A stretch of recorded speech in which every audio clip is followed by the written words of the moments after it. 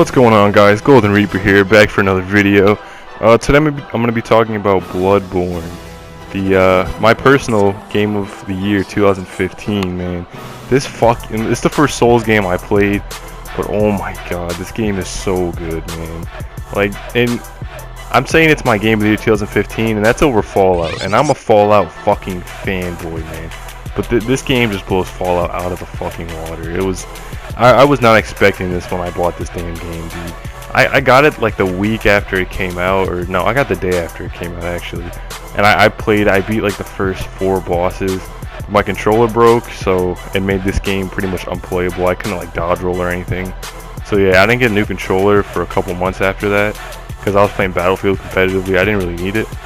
And I just got back into this game like 3 weeks from when this video was posted, like 3 weeks before, and I've beaten it. I'm on New Game Plus, and I'm going through the Chalice dungeons right now.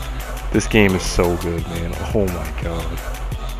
Now, I'm not going to go into the story too much because it's very complicated, and to really understand it, you have to search for the story, and even then, like, you have to look on the Bloodborne wiki to see what it's actually about.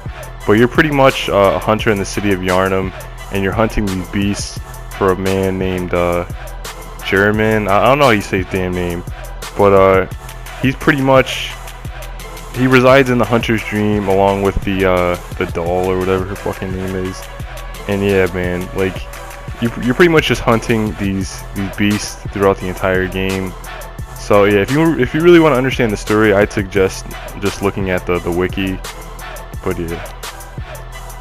Touching on the visuals real quick, there's not too much to say. It runs at a solid 1080p 60 FPS, and not like all these other games that they're like, oh, we run at 1080p 60 FPS, but then the textures look like fucking garbage and there's massive frame drops over the place. The textures in this game, for the most part, are fucking beautiful, and there's minimal frame drops. I've only experienced maybe 1 or 2 while playing the main core game. And the Chalice dungeons, specifically the Defiled Chalice dungeon, it's like the back end. It's like the one before the last one. I had like consistent frame drops, but other than that, the game just runs perfectly, man. But now I'm gonna talk about the gameplay. The gameplay is where this game truly shines, man. It is so fucking fun. It's without a doubt a Souls game, just in the way like the bosses are and just the overall gameplay and the design of the levels and shit. But this game, unlike like Dark Souls, if this game focuses more on dodging and speed rather than blocking, and it makes the bosses are a lot faster, and it just makes the overall flow of the game faster, which I fucking love, man. There's only one shield in the game, so you can't really block him. Like, the shield is like a wooden shield. It's pretty much useless. Yeah, enemies are real fast though, man, especially the hunters that you fight in this game. The hunters pretty much fight just like you. They're dodging and like going all over the place, and they can also like shoot and parry you, which makes it pretty fucking interesting. The boss fights though in this game, man, the boss designs are incredible, man. Like, I'm not even talking about like their attacks and shit, just the way they look. They look so fucking cool and menacing. Like, it's something a lot of games are missing nowadays.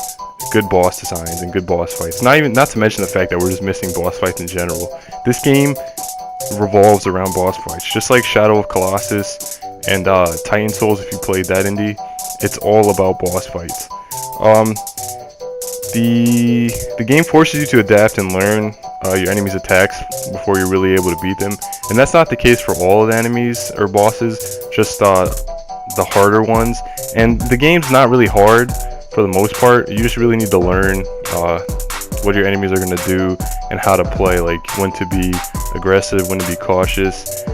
For me, the game really didn't become hard until the Defiled Chalice dungeon, where it cuts your base health in half, and the enemy's attacks do a lot more. It took me, the first boss, I forgot his name, but it took me like 7 to 8 tries because he just kept one-shotting me, man. One hit and I was fucking dead. And then I just beat, I think his name's the Watchers of the Old Lords or something like that. He's like a big fire dog. I just beat him yesterday. It took me over 20 tries because I just kept getting one-shotted. and I had to, they let you summon NPCs to help you in the fight sometimes. I kept summoning that NPC, and he would die like midway through the fight. And once that NPC dies, the boss's focus is like directly on you, which makes it so much harder. But like dying in this game is what makes it really makes the game what it is. When you die 20 times against a boss and then you finally fucking beat him, that sense of like satisfaction and accomplishment is something like few games can really replicate. And like a lot of games nowadays are so easy that you're pretty much just running through the game and you're not getting anything out of it. When you play this game and you get fucked up by a boss over and over again, and you'll get pissed. Like I took breaks because I got so angry, man. I got so fucking angry off the bullshit that happens in this game. But once I finally beat that boss that was just fucking the shit out of me, like it's just so satisfying, man. No, really, I can't even think of many other games. The only real problem with the boss fights is that sometimes they can just be downright unfair. Like you'll have a boss right about to die in like 2-3 hits, and then he'll just start up this move that as soon as it hits you, it's really hard to dodge, and as soon as it hits you, you die. Like there's a bunch of bosses that have moves like that. And the creator of the game said that the game's not hard. It's just really unfair, and that rings true, man. Like the game's not hard at all. It's just very, very unfair. And then lastly, I'm going to talk about the replay value. This game has a massive amount of replay value. You beat the game and you think you're done, but there's so many things you can miss if you don't look for them. Like there's a whole section of the map that's optional and can be completely missed out. And then there's a bunch of optional bosses that you don't have to fight at all, like the Blood-Starved Beast and Amygdalia or something, man.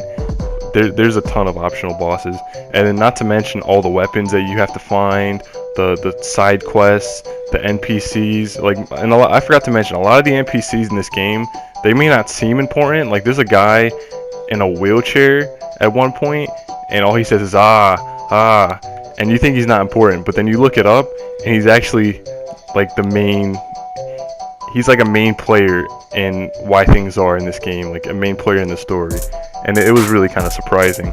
But yeah, back on track. There's the Chalice dungeons that are completely optional. You don't have to do those, but if you want the plat like me, like you're gonna have to do them. And I'm going for the plat. I've yet to get the platinum because I haven't finished the Defiled Chalice, and then I need to do the dungeon after that. But yeah, I do plan on getting this platinum. And it's just a great action RPG, man. Like this game is so fun. If you don't have a PS4, this game is really a reason to buy a PS4. It's kind of a niche game, but I think if a lot of people give it a try, like they'll get into it. But yeah, that's all I have for today. Just in conclusion, if you like Demon Souls or Dark Souls, you're gonna like Bloodborne. And if you like challenging games that really you get a sense of satisfaction when you beat them, pick up this game, man. There's really no PlayStation exclusives I like. Like Infamous Second Son was garbage. What else is there? The Uncharted collection was meh. Last of Us was okay. Like there's not really a lot of PlayStation exclusives I can say this about, but this game is amazing, man. If you don't have a PS4 and you like RPGs and you like challenging games, pick up a PS4 and play this game. This game completely made my purchase of a PS4 worth it. But yeah, that's all I have for today. I'll catch you guys later. Like, dislike, subscribe, and have a good one, man.